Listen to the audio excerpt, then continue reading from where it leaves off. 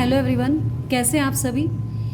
I hope आप सभी बहुत अच्छे होंगे और अच्छे से अपना ख्याल रख रहे होंगे। तो देखिए, आज मैं आपके लिए लेकर आई हूँ, यहाँ पर हम बात करें यहाँ पे टीजीटी और पीजीटी से रिलेटेड, जहाँ पर हम देखेंगे कि किस प्रकार से हम जॉन किड्स के बारे में यहाँ पे बात करने वाले हैं। क्योंकि आपके सिलेबस में जो कि आपका टीजीटी का जो सिलेबस है उसमें जॉन किड्स को भी ऐड किया गया है।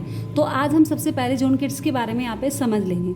तो जो भी आज हमारे साथ नए जुड़ रहे हैं वो चैनल को सब्सक्राइब जरूर कर लेंगे, और उम्मीद करती हूँ आप चैनल को सब्सक्राइब कर चुके होंगे। और यहाँ पर जो भी हमारे साथ जुड़े हुए हैं या जो पहले से जुड़े हुए हैं, तो आप काफ़ी टाइम के बाद आज मैं वीडियो लेकर आई हूँ। तो आप सभी से यही रिक्वेस्ट है कि आप सभी प्लीज़ कंटिन्यू बने रहें। अब आपको लगातार क्लास मिलती रहेंगी। तो आज हम स्टार्ट कर रहे हैं जॉन किड्स के बारे में। तो सबसे पहले हम समझते हैं जॉन किड्स थे कौन, कहाँ से वो रिलेटेड थे। तो अगर हम बात करें कि as a prominent member of the second generation of romantic age, अगर हम बात करें कि वो रोमांटिक पोएट्स में से सेकंड यानी कि जो रोमांटिक पोएट जो कि अगर हम बात करें जनरेशन के, वो क्या थे यहाँ पर, अगर हम बात करें जनरेशन ऑफ रोमांटिक पोएट्स कहलाते हैं।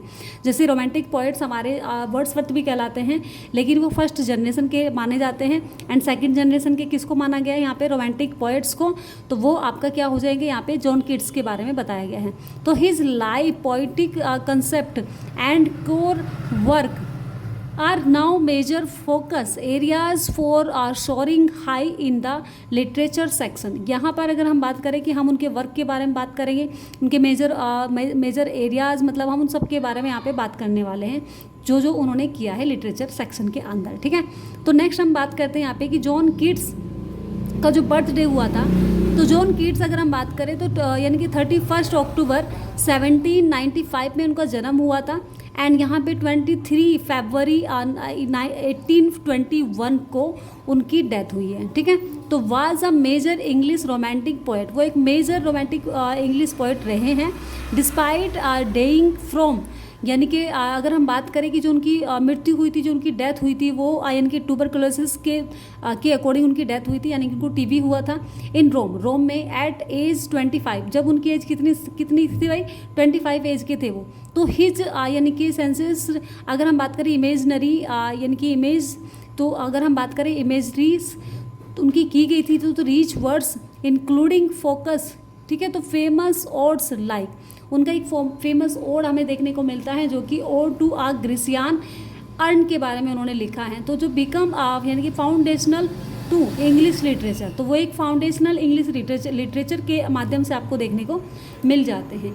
एंड अगर हम नेक्स्ट बात करें यहाँ पर, तो अर्ली लाइफ एंड यानी कि अगर हम बात करें अर्ली लाइफ के बारे में उनकी, तो बोर्न इन लंदन, वो लंदन में जन्म हुआ था। To Thomas and Frances Keats, यानी कि थॉमस उनके पिता का नाम था और उनकी फ्रांसिस उनकी मम्मी का नाम था। ठीक है, तो यहाँ पर उनका जन्म हुआ था। फादर डाइड, उनके जो पिताजी थे, तो from a fall when kids was 8 year, जब वो 8 ईयर के थे तभी उनकी फादर की डेथ हो गई थी। एंड अगर हम बात करें कि मदर डेथ ऑफ ट्यूबरकुलोसिस के माध्यम से ही उनकी मम्मी की भी डेथ हुई थी। तो ये जो बीमारी थी ये उनके खून में ही थी, मतलब ये कहा जाए तो उनको मतलब उनकी मम्मी से मिली। और अगर हम बात करें कि कब हुई थी, तो मम्मी की डेथ की बात करें तो 1810 में उनकी डेथ हुई। अब इसके बाद अटेंडेड, ठीक है, अटेंडेड स्कूल इन, अगर हम उनकी बात करें तो उन्होंने अटेंड किया स्कूल इन यानी कि in field where he discovered literature, तो जहाँ पर उन्होंने डिस्कवर्ड किया लिटरेचर के बारे में पढ़ा उन्होंने। और appreciated to a surgeon and become a license, ठीक है, यानी कि apothecary in 1816 before choosing a poetry instead. तो अगर हम बात करें कि यानी कि अप्रेंटेड की बात करें तो और to a surgeon and become a license, ठीक है, यानी कि अगर हम बात करें अपोथेकेरी इन 1816 में बिफोर चूजिंग पोइट्री आइस्टेंस, यानी कि पोइट्री चूज़ करने से पहले की बात है यहाँ पे। नेक्स्ट अगर हम बात करें कि पोइट्री और उनका करियर, ठीक है, poetry career and major work के बारे में बात करें तो मेट एडिटर, वो मिले थे किससे, एक एडिटर से जिनका नाम था लिंकहर्ट नाम के एक राइटर हैं जो बहुत ज़्यादा फेमस है, आपने सुना भी है। तो हु इंट्रोड्यूस हिम, उनसे वो क्या हुआ, इंट्रोड्यूस हुए टू फॉलो राइटर्स लाइक, किसने उनको इंट्रोड्यूस कराया था, उनके फॉलो राइटर्स थे जिनका नाम था पर्सी बायसी सेली, यानी कि पीबी सेली ने ही उनको इंट्रोड्यूस कराया था लिंक हैंड से। तो पब्लिश हिज फर्स्ट बुक, उनकी जो पहली जो बुक पब्लिश की गई थी जो कि पोयम नाम से थी, इन 1817 में आपको देखने को मिली। तो रोट हिज ग्रेटेस्ट मास्टरपीस, उन्होंने एक मास्टरपीस लिखा अपना जो कि 1819 में देखने को मिलता है, जो कि इंक्लूडिंग और टू अ नाइटिंगेल एंड यहाँ पे टू ऑटम की बात करें and the Eve of Saint Agnes, ठीक है। तो ये वहाँ पर देखने को हमें उनके वर्क में मिलता है।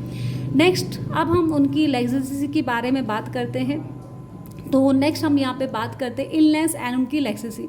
तो यहाँ पे फील यानी कि डीपली इन लव विद फैनी ब्रेवन, ठीक है। फैनी ब्रेवन के एक नाम की एक लड़की जिनके प्यार में वो पड़ गए थे और डीपली यानी कि बहुत ज़्यादा गहराई से उन्हें प्यार हुआ उससे।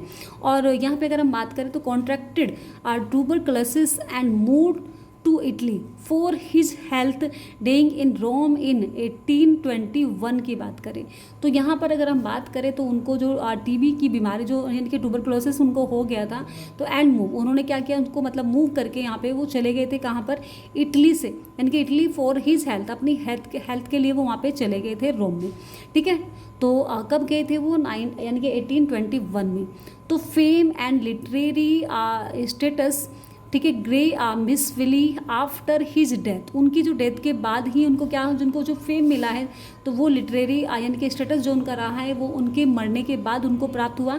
If you want to explorer up further, ठीक है। तो हम यहाँ पर यदि आप यानी कि अगर हम चाहते हैं एक्सप्लोर फर्दर तो लेट मी नो इफ़ यानी कि यू वुड लाइक, जैसे कि हम बात करें यहाँ पे तो यहाँ पे an analysis of a specific poem, जो कि उनकी स्पेसिफिक पोएम थी like ode on a Grecian urn की बारे में बात करें, a deeper look into his letter and love life, जो कि हमें डीपर उनके जो लुक लाइट हमें देखने को मिलते हैं, उनके जो लेटर्स एंड लुक लाइफ के बारे में हम देखने को मिलते हैं। उसके बाद है more details on his historical contacts के बारे में, अमंग रोमांटिक पोइट्स के बारे में हम उनके जानते हैं यहाँ पे। तो नेक्स्ट हम बात कर ले थोड़ा सा और एक डिटेल्स में इनके बारे में जान लेते हैं। तो जो हमने अभी बताया था यहाँ पे कि यानी कि 31 अक्टूबर 1795 में उनका बर्थ होता है एंड 23 फरवरी 1821 को उनकी डेथ हुई थी। Was an English poet of the second generation of romantic poets वो कहलाते हैं, अलोंग विद लॉर्ड बैनियन यानी कि बायरन एंड यानी कि पर्सी बेसी सैलरी की बात करें तो ये लोग उनके मतलब उन्हीं के टाइम के यहाँ पे राइटर कहे जाते हैं, ठीक है। तो हिज पोएम, उनकी जो पोएम्स थी तो had been in publication for less than 4 years, लगभग मतलब अगर हम बात करें लेस देन 4 ईयर्स के something, when he died of tuberculosis, जब उनकी डेथ हुई थी ट्यूबरकुलोसिस के कारण। तो एट द एज ऑफ 25, उनकी ओनली 25 एज थी उस टाइम पे। तो दे वर यानी कि differently received in his lifetime, उन्होंने क्या किया, मतलब अगर हम बात करें तो indifferently received in his lifetime, ठीक है। तो उनको रिसीव किया गया है लाइफ टाइम के लिए। अगर हम बात करें उनके वर्क को, उनके जो भी उन्होंने वर्क लिखा है, but his fame grew rapidly after his death, उनकी जो ग्रो अगर हम बात करें उन्होंने जो फेम हासिल किया है उनकी डेथ के बाद ही उनको प्राप्त हुआ है। लेकिन उस समय उनको मतलब उन्हें ऐसा लगता था कि मैं कुछ नहीं कर पाया लाइफ में अपनी, तो उन्हें ये सब चीज़ें लगता था। लेकिन जब उनके वर्क को पढ़ा गया तो आज हम देखते हैं कि हम उनको याद करते हैं और उनके वर्क को पढ़ते हैं। तो देखो मरने के बाद भी उनकी ओनली 25 एज में ही वो गुजर गए थे। अब देखो कितने यंग एज में वो गुजर गए थे और उसके बावजूद अब तक हम उनको याद करते हैं, उनके जो वर्क हैं उनको हम पढ़ते हैं, उनकी पोएम्स को पढ़ते हैं। और इतनी बेहतरीन उनकी पोएम्स है जो अगर आप ग्रीसियन जो कि अर्न को अगर आप पढ़ेंगे तो इतना मतलब एक सटीक वर्णन किया है उन्होंने, मतलब बिल्कुल पिक्चर्स की उस पर कि एक कलश है, उस कलश पे जो भी यानी कि जो कलाकारी दी गई है, जो पेंटिंग हुई है, उस पेंटिंग को इस तरीके से उन्होंने मतलब बताया गया है कि बिल्कुल ऐसा लग रहा है कि उन्होंने मतलब पूरी ज़िंदगी को उसमें उतार दिया हो और एक एक चीज़ को उन्होंने मतलब उसमें फील किया हो। तो इस तरीके से वो एक राइटर थे, इतने अच्छे राइटर थे वो, ठीक है। चलिए ज़रा हम देखें आगे तो उनकी डेथ ऑफ बर्थ, ठीक है, by the end of the century he was the placed in the यानी कि कैनन ऑफ इंग्लिश लिटरेचर, ठीक है, strongly influencing many writers of the pre Raphaelite brotherhood. अगर हम बात करें कि इसके बाद यहाँ पर देखने को मिलता है तो इंग्लिश लिटरेचर में आपको स्ट्रॉन्गली यानी कि इन्फ्लुएंसिंग आपको देखने को मिलता है उनके ऊपर जो पड़ा था राइटर्स पे कि अगर हम बात करें तो यानी कि फ्री राफलेट ब्रदरहुड का। तो द यानी कि एनसिलोपीडिया ब्रिट, ठीक है, Britannica of 1888 described his ode to a nightingale as one of the final masterpiece के रूप में जाना गया। उनका जो मास्टरपीस के रूप में जाना गया है इसको, ठीक है, किसको, नाइटिंगेल को, तो हमें यहाँ पर देखने को मिल जाता है। नेक्स्ट अगर हम बात करें उनके बारे में, तो किड्स हैड आ स्टाइल, उनकी जो उनको किस स्टाइल के बारे में, उनकी जो स्टाइल है वो कैसा स्टाइल है उनका, हैवीली लोडेड विद, यानी कि सेंसुअलिटी, ठीक है, तो सेंसिबिलिटीज़ के उसमें हम उसको जानते हैं, यानी कि सेंसुअलिटीज़ के रूप में हम उनको जानते हैं। नोटेबली इनके in the series of odds, जो कि एक सीरीज ऑफ ऑड का उन्होंने जो लिखा है, ऑड्स लिखे हैं उन्होंने, as was typically of the romantics he account, यानी कि अकाउंटेड एक्सट्रीम इमोशन, जिसमें उन्होंने एक्सट्रीम इमोशन दिखाया है थ्रू नेचुरल इमेजनरी, एक नेचुरल इमेजनरी के रूप में। टूडेज, आज के टाइम पे अगर हम बात करें तो हिज पोएम, उनकी जो पोएम्स हैं and letters remain among the most popular, बहुत ज़्यादा पॉपुलर हैं। तो and analyse in English literature, उनको एनालाइज किया जाता है इंग्लिश लिटरेचर में। इन पर्टिकुलर अगर हम बात करें ode to nightingale, ode to an Grecian, यानी कि ग्रिसियान अर्न की बारे में बात करें, स्लीप एंड पोइट्री की बात करें, एंड उसका जो सोनेट था उनका ऑन फर्स्ट लुकिंग इनटू, यानी कि चैपमैन्स, ठीक है, तो ये आपको यानी कि होमर्स, ठीक है, ये सब चीज़ें आपको देखने को मिलते हैं। यानी कि George Lewis Burris named his first time reading kids and experience he felt all his life, तो उनकी अगर हम बात करें उनके ऑल लाइफ, उनका जो इफेक्ट पड़ा है, एक्सपीरियंस, वो सब चीज़ें वहाँ पे उसमें दिखाते हैं।